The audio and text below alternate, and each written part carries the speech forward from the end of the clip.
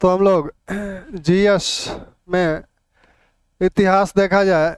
इतिहास देखे बहुत दिन हो गया। और आप लोग कैसे हैं? अच्छे हैं? तो सभी लोग अच्छे हो। मौसम थोड़ा सा परिवर्तित हो रहा है और इस परिवर्तित मौसम में अपने को थोड़ा सा बचा के रखिए, क्योंकि इसमें सर्दी जुकाम की संभावना ज़्यादा रहती है। और वह होने का मतलब है कि आप मानसिक रूप से व्यथित हो जाएंगे किसी अन्य चीज़ के अंदेशे को लेकर।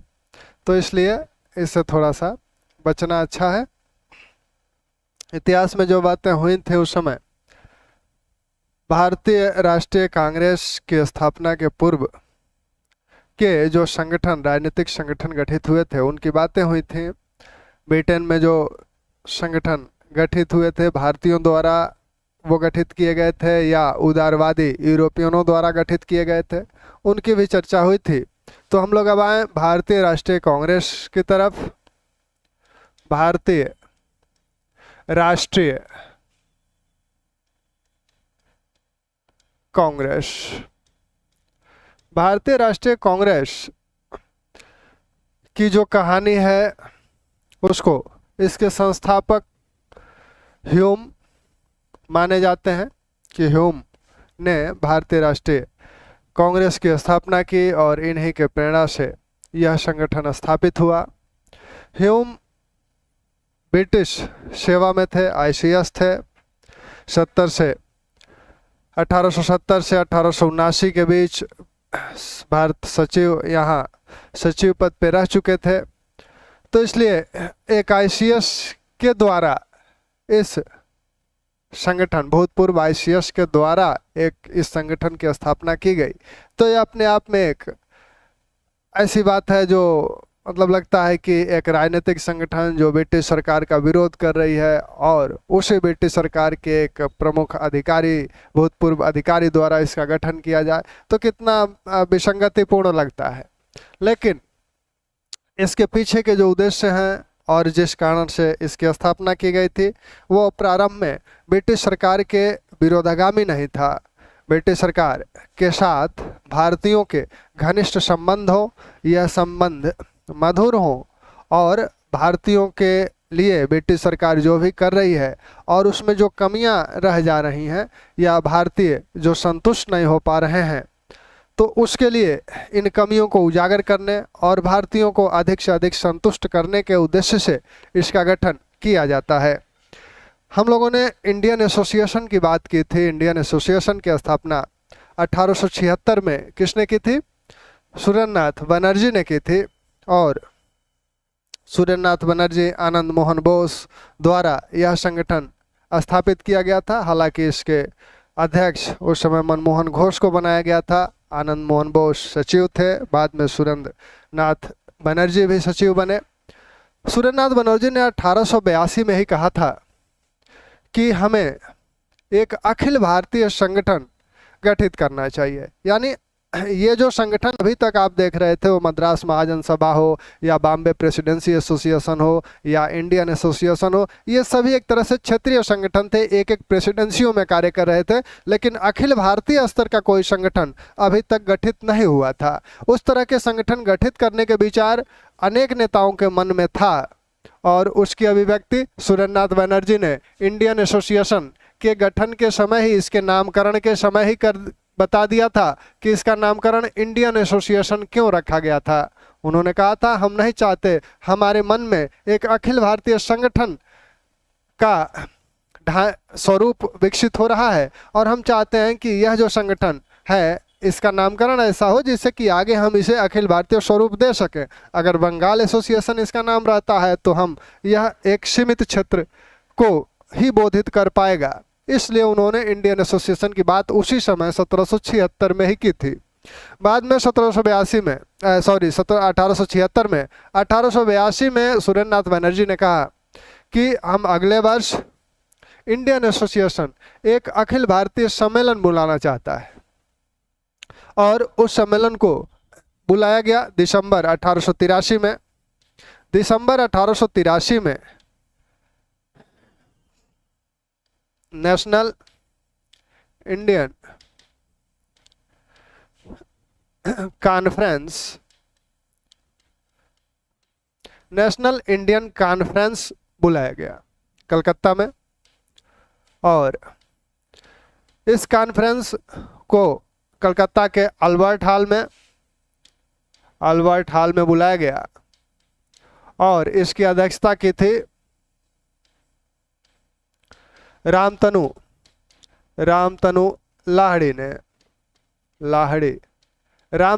लाहिड़ी ने इसकी अध्यक्षता की थी। तो पहला अखिल भारतीय सम्मेलन जो हुआ, कॉन्फ्रेंस जो हुआ, वो कलकत्ता में हुआ दिसंबर 1883 में। इस सम्मेलन में विभिन्न इंडियन एसोसिएशन द्वारा विभिन्न प्रेसिडेंसियों के राजनीतिक संगठनों को और प्रमुख लोगों को निमंत्रण भेजा गया था। कुछ लोग इसमें आए थे।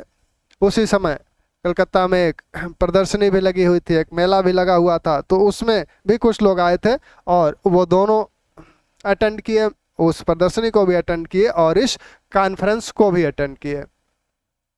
फिर 1884 में सुरेंद्रनाथ बनर्जी पूरे देश का दौरा करते हैं और फिर 1885 में वो दूसरा इंडियन नेशनल कॉन्फ्रेंस, इसे आप इंडियन नेशनल कॉन्फ्रेंस भी अगर कहीं मिलता है तो उसे आप कंफ्यूज ना हो, कॉन्फ्रेंस।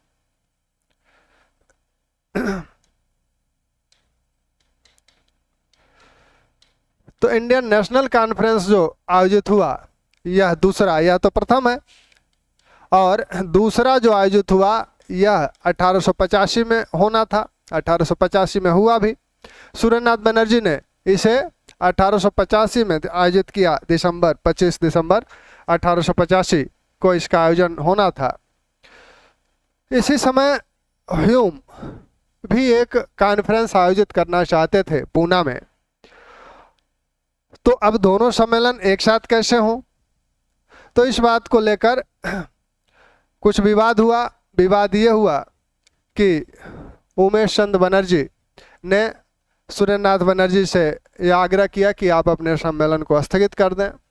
तो सुरेंद्रनाथ बनर्जी और आनंद मोहन बोस आदि ने इस बात को नहीं माना। उन लोगों ने कहा कि हमारे सम्मेलन को पहले से ही घोषित किया जा चुका है और आप पहले बताए होते तो कुछ किया भी जा सकता था। अब इन वक्त पे बता रहे हैं तो इसमें क्या किया जा सकता है, हमारा सम्मेलन चलेगा।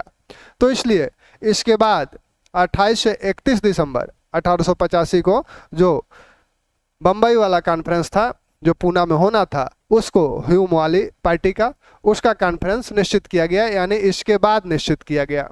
तो पहले ये आपका इंडियन नेशनल कॉन्फ्रेंस हुआ, दूसरा कॉन्फ्रेंस 85 में हुआ, फिर आपका इंडियन नेशनल भारतीय राष्ट्रीय कांग्रेस 1885 में उसका पहला कॉन्फ्रेंस हुआ या पहला सम्मेलन हुआ। सम्मेलन कहिए या कॉन्फ्रेंस कहिए।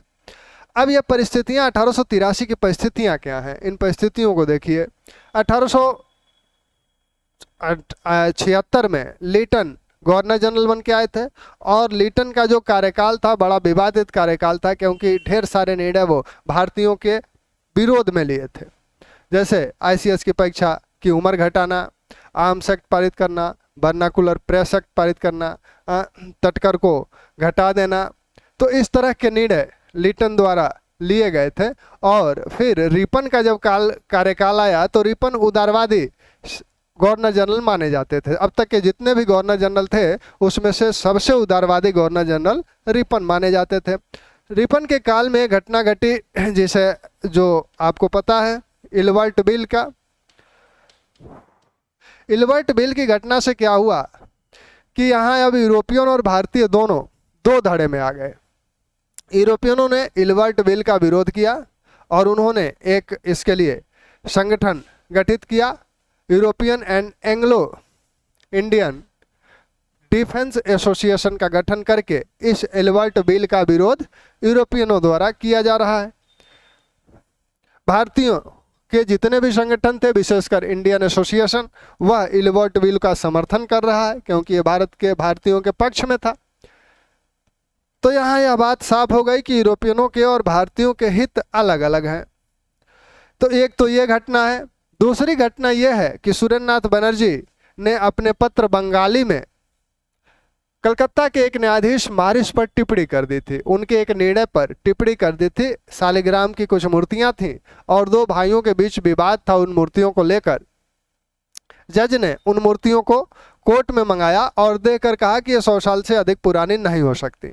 इसी पर सुरेंद्रनाथ बनर्जी ने बंगाली में टिप्पणी की थी कि मारिस ने इस निर्णय के माध्यम से यह तो साबित कर दिया कि वह न्यायाधीश बनने के योग्य नहीं है, यानी अपनी अयोग्यता को उसने साबित कर दिया। कोई व्यक्ति देखकर, आप पुरातत्व विशेषज्ञ तो है नहीं, पुरातत्वविद तो है नहीं कि आप देखकर बता दे रहे हैं कि कितने साल की मूर्ति है ये।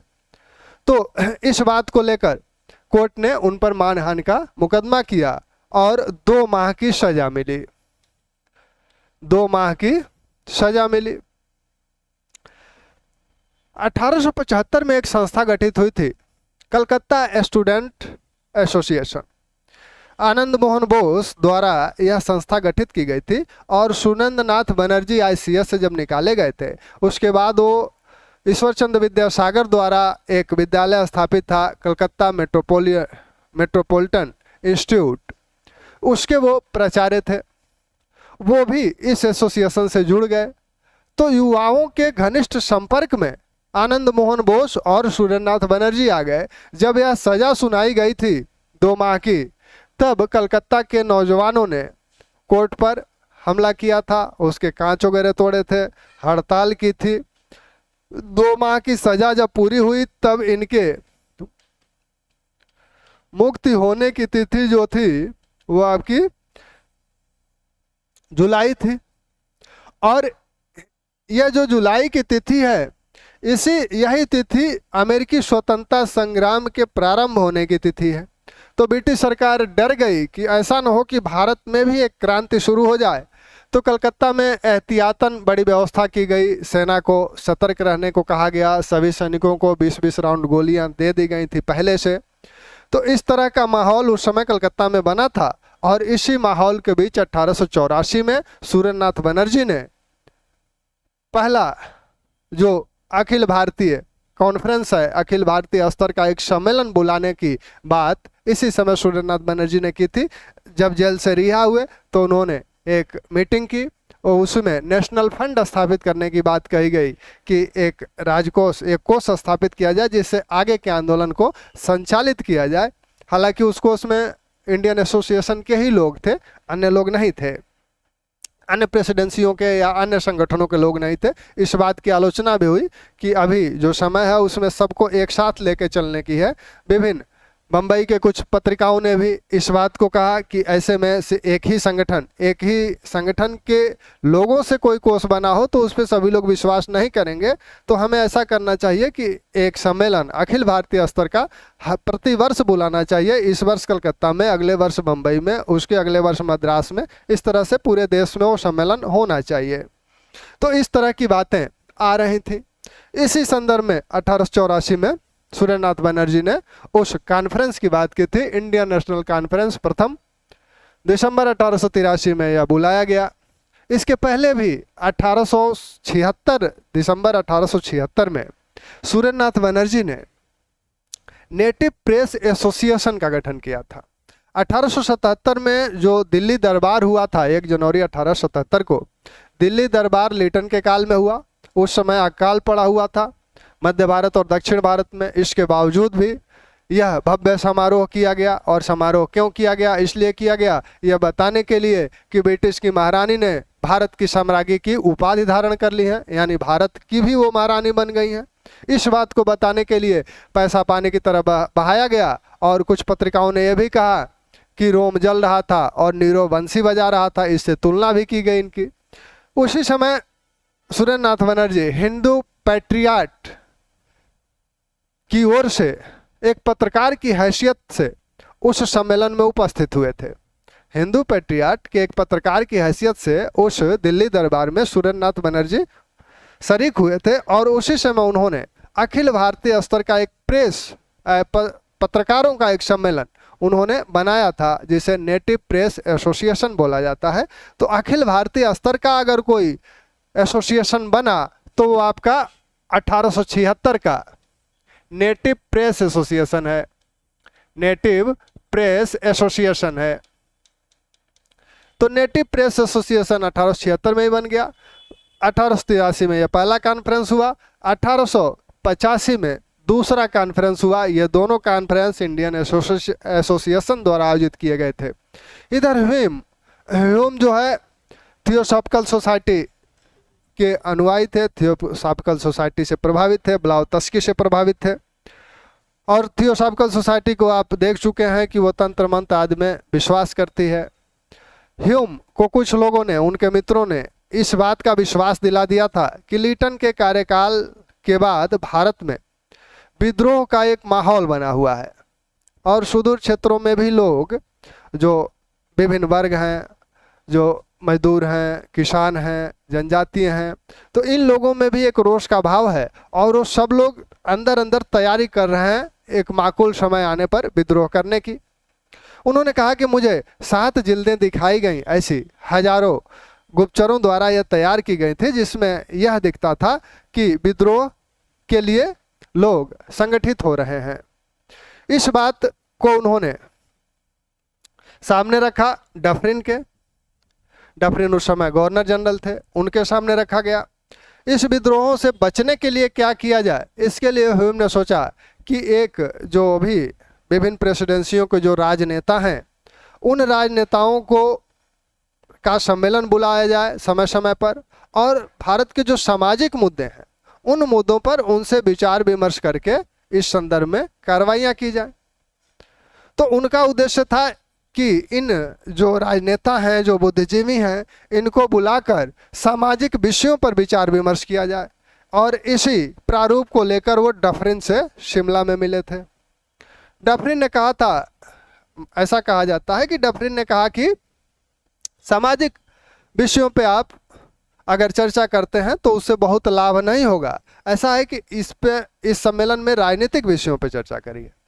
राजनीतिक विषयों पे चर्चा करने से ये होगा कि जैसे महारानी का प्रतिपक्ष ब्रिटेन में है, यानी ब्रिटेन में जो विपक्षी दल जो कार्य करता है, उसी तरह का एक संगठन हमें मिल जाएगा और वो समय समय पर हमें बताते रहेंगे कि हमारी नीतियाँ कहाँ भारतीयों के हित में नहीं है या उसमें क्या कमियां हैं, जिससे हम उससे सुधार कर लेंगे। यह बात ह्यूम और डफरिन के बीच तय हुई। ह्यूम के जो जीवनी लेखक हैं वेडरवन, विलियम वेडरवन, उन्होंने जो बात लिखी है उससे ये बात स्पष्ट होती है। उमेश चंद बनर्जी ने भी जो बातें लिखी हैं उससे भी यही स्पष्ट होता है कि डफरिन ने राजनीतिक दल बनाने का सुझाव दिया था।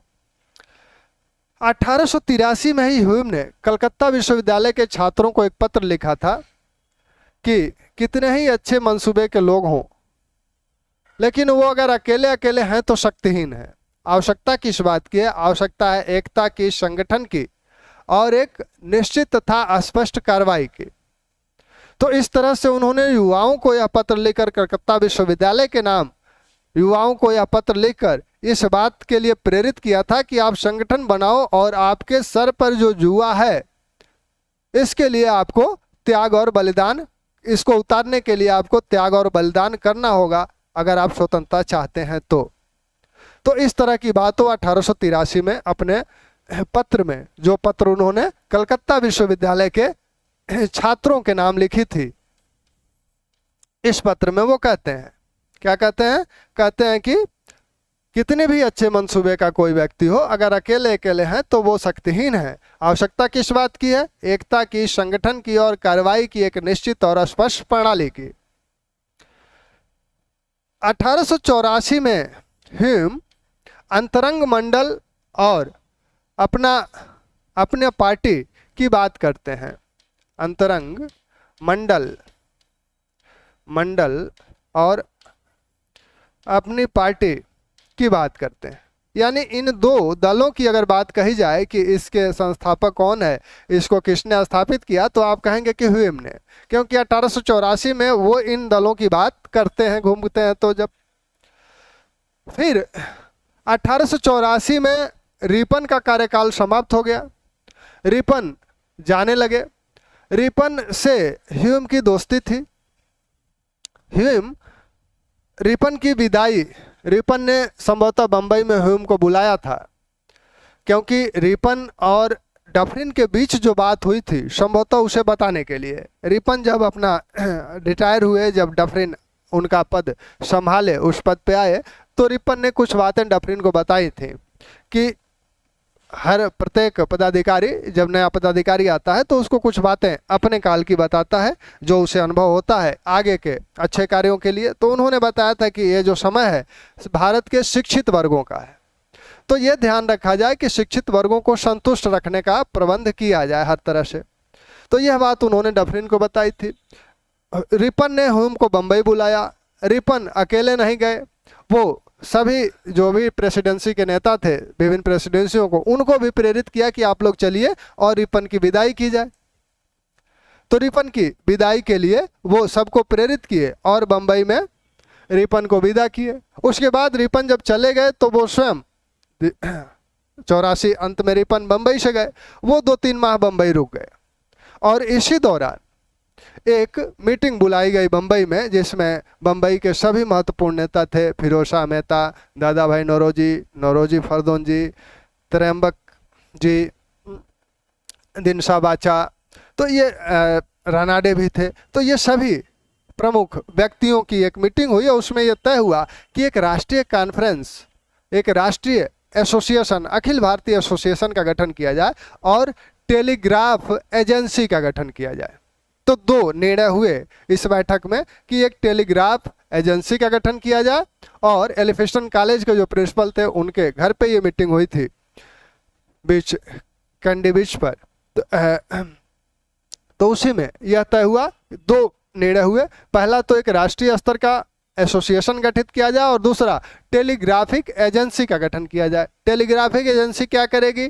टेलीग्राफिक एजेंसी भारत में विभिन्न जो समाचार हैं उन समाचारों को एकत्र करेगी और उन समाचारों को वह लंदन के समाचार पत्रों को भेज देगी, वहाँ वो छापेंगे, जिससे कि यूरोपियन जो ब्रिटिशवासी हैं उनको भारत की स्थितियों के विषय में ज्ञात हो सके और वहाँ के राजनेताओं को ज्ञात हो सके। इसलिए यह टेलीग्राफिक एजेंसी की बात की गई थी, जिसमें मेहता, नौरोजी, तैयब जी आदि को यह जिम्मेदारी दी गई थी कि आप लोग इन समाचारों को एकत्रित कीजिए। ऐसा अनुमान लगाया गया था कि 1 वर्ष में इसका खर्च 12,000 रुपये आएगा, तो इस धन की व्यवस्था भी करनी थी। बम्बई से ह्यूम मद्रास गए। मद्रास महाजन सभा थी, वहाँ उनके नेताओं से बातचीत किए। फिर मार्च में ये कलकत्ता पहुँच गए। कलकत्ता गए सुरेंद्रनाथ, वहाँ मनमोहन घोष के आवास, मनमोहन घोष के घर पे इन्होंने ये रुके और इनके जो सबसे करीबी लोगों में से थे वो उमेश चंद्र बनर्जी थे, नरेंद्र नाथ सेन थे। तो इन लोगों से इन्होंने इन दोनों निर्णयों की चर्चा की कि एक अखिल भारतीय स्तर की एक पार्टी का गठन किया जाए और दूसरा टेलीग्राफिक एजेंसी का गठन किया जाए। लेकिन जब सुरेंद्रनाथ बनर्जी से मिले तो सिर्फ टेलीग्राफिक एजेंसी की चर्चा इन्होंने की, उस अखिल भारतीय कॉन्फ्रेंस की चर्चा नहीं की उनसे। उसके बाद ह्यूम शिमला चले गए, डफरिन से मिले, डफरिन को सारी बातें बताई और इन्होंने कहा कि 85 में हम लोग, इसी 85 में हम लोग एक कॉन्फ्रेंस करने जा रहे हैं और हम चाहते हैं कि ये कॉन्फ्रेंस आपका बम्बई में आयोजित होगा और बम्बई के जो गवर्नर हैं लॉर्ड री, वो इसकी अध्यक्षता करें। डफरिन ने इस बात से इनकार किया, इस बात से मना कर दिया। उन्होंने कहा कि कोई गवर्नर अध्यक्षता करे किसी राजनीतिक दल का, क्योंकि आप एक तरह से प्रतिपक्ष की भूमिका निभाएंगे और सरकार की आलोचना करेंगे। अगर मान लीजिए रे वहाँ पर अध्यक्षता कर रहे हैं और कोई ग्रांट का कोई शिकायत करे, आलोचना करे, तो वो कैसे बर्दाश्त करेंगे? अपनी ही सरकार की आलोचना वो कैसे बर्दाश्त करेंगे? तो इसलिए उन्होंने इससे कहा कि इनको दूर रखिए, आप लोग खुद ही अध्यक्षता कीजिए, हम इसका विरोध नहीं करेंगे। तो यहाँ ये बात तय हो गई कि गवर्नर अध्यक्षता नहीं करेंगे। यह चीज़ इन्होंने, ह्यूम ने यह बात रिपन को भी बताई कि वो मना कर रहे हैं। डफरिन से जब मिले थे ह्यूम, तो इस बात को, जो डफरिन और ह्यूम के बीच जो वार्ता हुई थी, एक पत्र डफरिन ने लिखा री को, लॉर्ड री को बताया कि ऐसा है कि एक सज्जन आए थे जिनका नाम ह्यूम है और इनके पिता ब्रिटिश संसद के सांसद भी रहे थे, अच्छा योगदान था उनका, लेकिन ये थोड़े से सनकी किस्म के लगते हैं उन्होंने कहा था कि ये थोड़े से सन की किस्म के रखते हैं और ब्लाउतस्की के अनुयायी लगते हैं। इन्होंने ये एक सम्मेलन लोग करने जा रहे हैं और चाह रहे थे कि आप उसकी अध्यक्षता करें, मैंने मना कर दिया। और मना क्यों किया? मना इसलिए किया क्योंकि ये इस सम्मेलन में सरकार की आलोचना भी होगी और एक सरकारी पद पर एक सरकारी पदाधिकारी वैसे सम्मेलन की अध्यक्षता करे, यह उचित नहीं होगा। आप जरा इनसे सतर्क रहिएगा, हो सकता है ये आपसे भी मिले। तो डफरिन ने रे को पहले ही चेता दिया था कि इनसे जरा सावधान रहिएगा। फिर यह सम्मेलन जो होना था, इसके बाद ह्यूम चले गए ब्रिटेन। और ब्रिटेन गए क्योंकि 85 में आप देख चुके हैं 85 में क्या हो रहा था। 1885 में ब्रिटेन में चुनाव हो रहा था और एक भारतीय व्यक्ति भी ब्रिटेन के इस चुनाव में उम्मीदवार बना था लिबरल पार्टी की ओर से,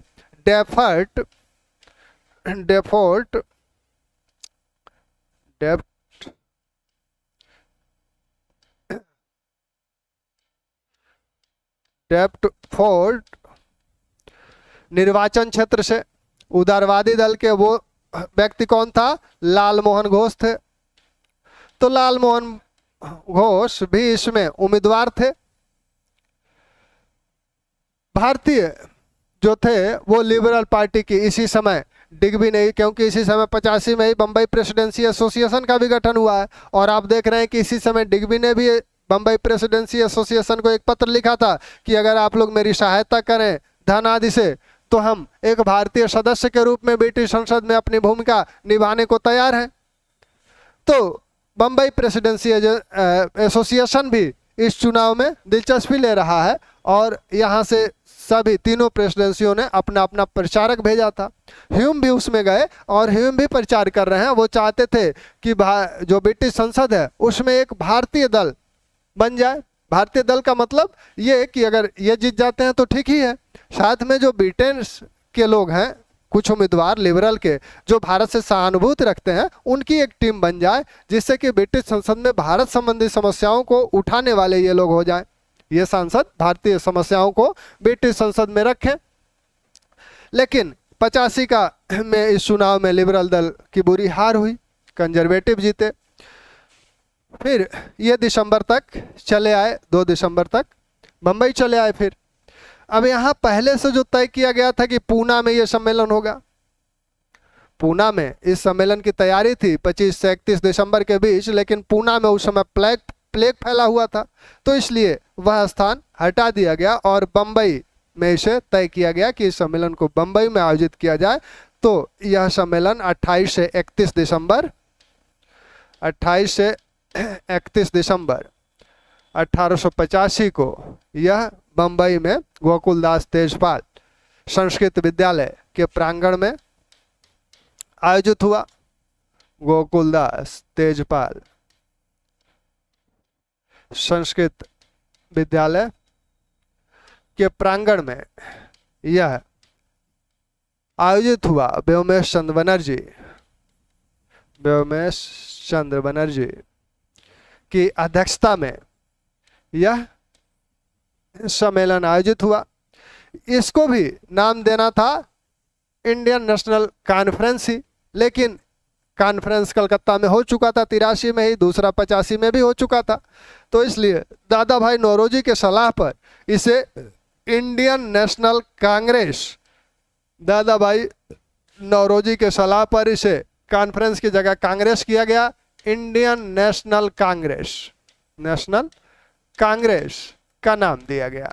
तो इंडियन नेशनल कांग्रेस का पहला कॉन्फ्रेंस, पहला सम्मेलन आपका 28 से 31 दिसंबर 1885 को बंबई के ग्वालिया टैंक स्थित गोकुलदास तेजपाल संस्कृत विद्यालय में व्योमेश चंद्र बनर्जी की अध्यक्षता में संपन्न हुआ। जो ह्यूम है वह 2 पार्टियों की बात तो 84 में ही कर चुके हैं, अंतरंग मंडल और अपनी पार्टी। जब ब्रिटेन गए थे 85 में तो वो अपना परिचय कैसे देते हैं? वो अपना परिचय इंडियन नेशनल यूनियन के प्रतिनिधि के रूप में दिए थे। तो ह्यूम ने ब्रिटेन में 85 में अपना परिचय किस रूप में दिया है? Indian national union, Indian national union के प्रतिनिधि के रूप में, यूनियन के प्रतिनिधि के रूप में अपना परिचय देते हैं। यानी इंडियन नेशनल यूनियन जैसी कोई पार्टी थी जिसे ह्यूम ने बनाया था। अगर यह कहा जाए कि इंडियन नेशनल यूनियन को किसने बनाया, किसकी पार्टी है, तो वो आपकी ह्यूम की पार्टी है। इस पार्टी की चर्चा भारत में अभी तक नहीं हो रही है। 5 दिसंबर 1885 को मद्रास के पत्र हिंदू में, 5 दिसंबर 1885 को मद्रास के पत्र हिंदू में इस पार्टी की पहली बार चर्चा हुई, इंडियन नेशनल यूनियन की। तब लोगों ने जाना कि इंडियन नेशनल यूनियन जैसी एक पार्टी है और इसी का कॉन्फ्रेंस बुलाना था। पहले पूना में बुलाना था, पूना में प्लेग फैल गया था, तो इसलिए पूना को कैंसिल किया गया और पूना को कैंसिल करने के बाद यह सम्मेलन आपका कहाँ बुलाया गया?